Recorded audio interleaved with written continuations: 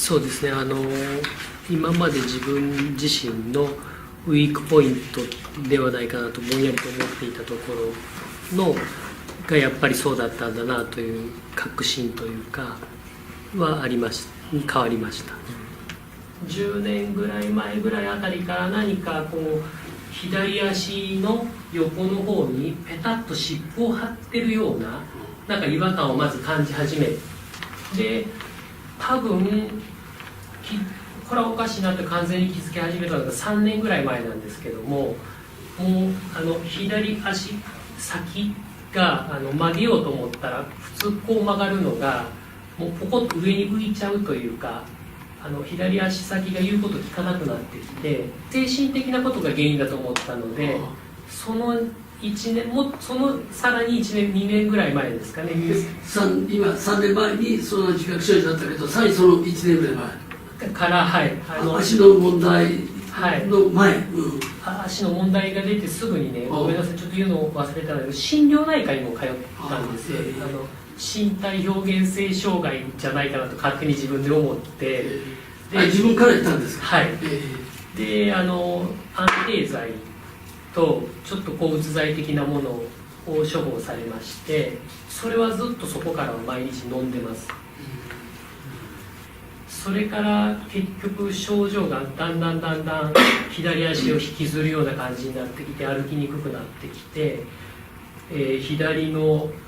膝の下から全部が常にジンジンするような状態の違和感に襲われたりとかしてきて、これでまあついにはと言いますか、パソコンが左手が力を入れようとする、今もそうなんですけど、緊張したりするともう新鮮し始めるのでパソコンが打てなくなってきたんです。それで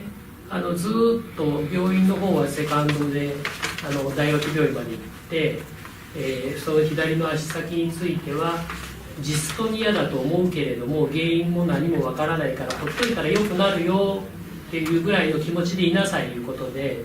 定期的に見てもらってて、薬の処方も何もなかったんですけれども、嫁と僕とがちょっとすれ違いというか、僕は仕事とかそっちので家になかなか帰っていけない、で子供3人のことも嫁にもだいぶ負担がかかってくる。で僕なりには休みは全部家族に充てて、でもう自分の時間なんかなくてもいいやと思ってましたんで、それで仕事をしてない間は全部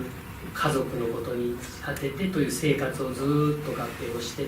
たんですけれども、なかなかいろんなところでちょっとすれ違いが出てきまして、でこっちはすり寄っていきたい、なんとか理解してもらいたい、家族を愛してる大事やって思いたい、思ってもらいたい、分かってもらいたい、分かってもらいたい、結局顔色をずっと見て生活をしているような状態、外向きというか本当にいいやつやし、人の話はものすごいもう自分のことをさておいてでも手を出したり聞きに行ったり、例えば疲れて家帰ってきても12時ぐらいに知らん人が家を売ったりとか、もうそんなような家庭なんです、うちで。僕は反対なんで、ただそれにずっとこう合わせていくしか僕がそこに家にいる術がないので、余裕もないのにボランティアの NPO も立ち上げたりして、嫁が代表になってよろず相談をしたりとか。お二人が見ればご主人はちょっと頼りないと、そういうことです。というふうにそういうことです。もっと応用力があればええのにということで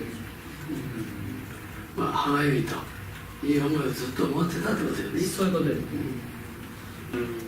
先ほど価値観が違うという話だったけども、もっとたくましく男らしくしっかり頑張って自分の足で頑張ってほしいっていう意味ですよね。そうなんです。皆さんが本当にね、それをしてこなかったということにおいて認められないということを言ってきてるわけよね。そういうことです。だからそれに対して答えてほしいと。で僕もそれを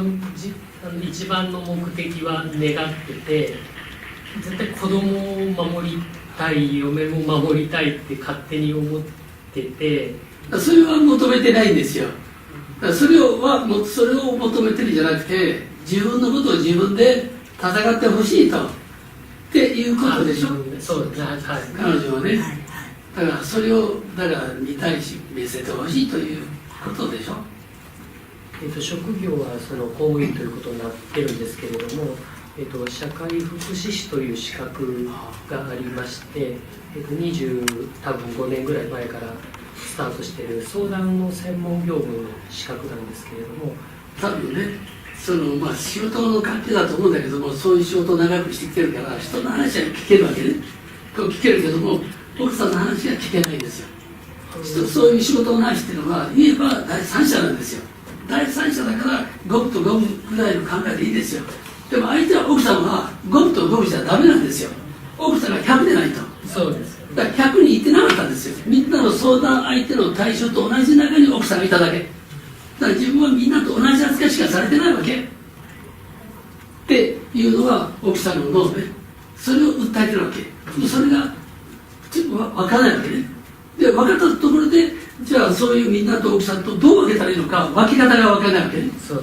そうなってるわけ。ということは全然私を見てないって言ってるわけ。奥さんはずっとそれを言ってきたはずですよ。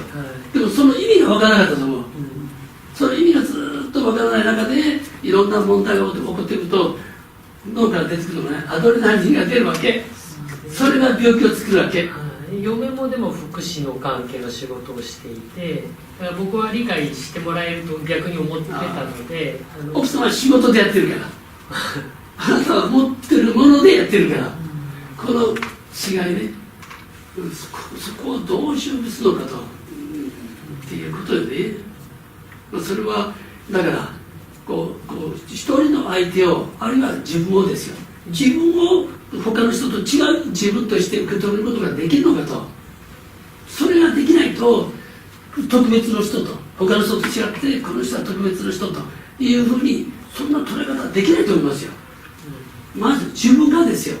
自分が他の人と違う、まず自分が、これ自分ができないから、だからわずかなセンサーが機能できないんですよ。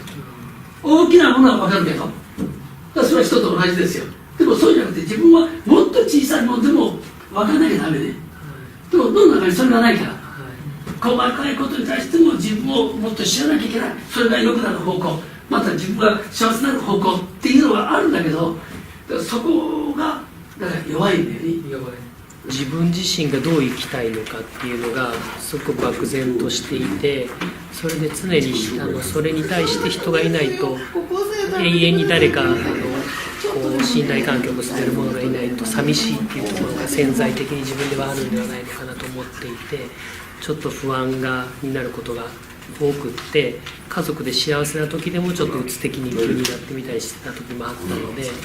そこら辺を克服していかないといけないなというようなウィークポイントがあるってことが今日の入り口で分かったということです。だから人の役に立つことをしたい。